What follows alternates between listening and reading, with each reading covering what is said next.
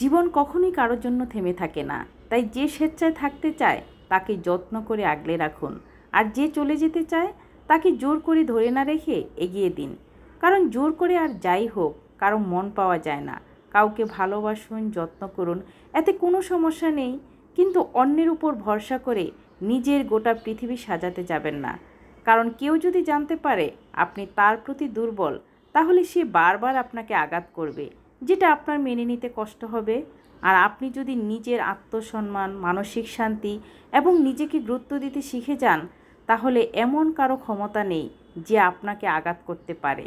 তাই যে চলে গেছে তাকে নিয়ে আফসোস না করে নিজেকে নিয়ে ভাবুন, কারণ এতে আপনার মেন্টাল স্ট্রেস কমবে। তাছাড়া সময়ের সাথে সাথে মানুষ সব কিছু মানিয়ে নিতে শিখে যায়। হ্যালো ভিউয়ার্স, আসসালামু আলাইকুম। আশা করি সবাই ভালো আছেন। আলহামদুলিল্লাহ, আমিও ভালো আছি। দুই বোন ম্যাচিং ম্যাচিং ড্রেস পরে কোথায় চলে আসছি, আসলে শপিং নয়, কিছু ফল কিনবো সেজন্য বাহিরে এসেছি। এসেই দেখি ফুটপাতে এত দামি দামি ব্র্যান্ডের ব্যাগ, দেখে তো আমার চোখ আটকে গেল। এত অল্প দামে 300-500 টাকা ব্যাগ পাওয়া যায়। যাই হোক, সেখানে মজা করলাম ব্যাগগুলো দেখে, তারপরে চলে আসলাম একদম দেশি ফল কিনবো।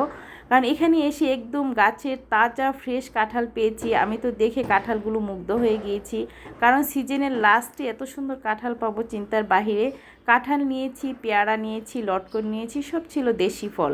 দেশি ফল কিনে তারপরে চলে আসছি মিষ্টির দোকানে, কারণ এই দোকানের মিষ্টি আমার বাচ্চারা অনেক বেশি পছন্দ করে, আমার বোনের বাচ্চারাও, আমার বাচ্চারাও। তো এইখানে এসে লম্বা সিরিয়াল মেনটেন করে তারপরে মিষ্টি কিনেছি। প্রায় অনেকগুলো মিষ্টি কিনেছি, 3 আইটেমের মিষ্টি, চমচম, রসগোল্লা, কালোজাম মিষ্টি কিনে তারপরে বাহিরে বের হয়েছি। বললাম চলো তোমাদেরকে নিয়ে কিছু খাই, কিন্তু তারা কিছুই খাবে না। বলল যে বাসা থেকে রোস্ট, পোলাও, মাংস খেয়েই বের হয়েছি, এখন তো পেটে কোনো খিদেই নেই। তারপরে বললাম যে ঠিক আছে, ঠান্ডা ঠান্ডা ডাব তো খেতে পারো। তো এসে এখানে কচি ডাব নিয়েছি। রাস্তার পাশে ফুটপাতে আমার কখনো এভাবে দাঁড়িয়ে খাওয়া হয়নি, কিন্তু ওদের সাথে খেতে আমার ভালোই লাগছিল। সময়টা, মুহূর্তটা খুব এনজয় করেছি। সবাই মিলে ঠান্ডা ঠান্ডা ডাব খেয়ে নিয়েছি। লোকটাকে বলেছিলাম কচি দেখে ডাব দেওয়ার জন্য, কিন্তু ডাবের পানি খাওয়ার পরে দেখি যে ডাবের ভিতরে শ্বাস হয়েছে।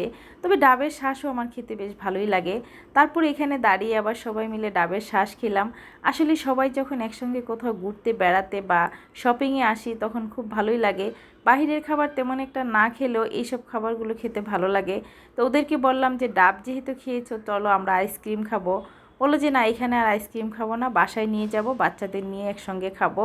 তো যাই হোক, এখানে দাঁড়িয়ে দাঁড়িয়ে ডাবের শ্বাস খাচ্ছিলাম আর খুব মজা করছিলাম। আমার ছোটো বোন আমার ভিডিওগুলো করে দিচ্ছিল আর হাসছিল, খুব মজা করছিল দুই বোন। তারা হাজব্যান্ড ওয়াইফ, আমি ডাব খাচ্ছি আর আমার ভিডিও করছে। মানে মুহূর্তটা আসলে অনেক মজার ছিল। যাই হোক, বাহিরে গিয়েছি, বাহিরে থেকে ঘোরাফেরা করে বাসায় এসেছি। কি কি কেনাকাটা করেছি সেটা অবশ্যই আপনাদের সাথে শেয়ার করব।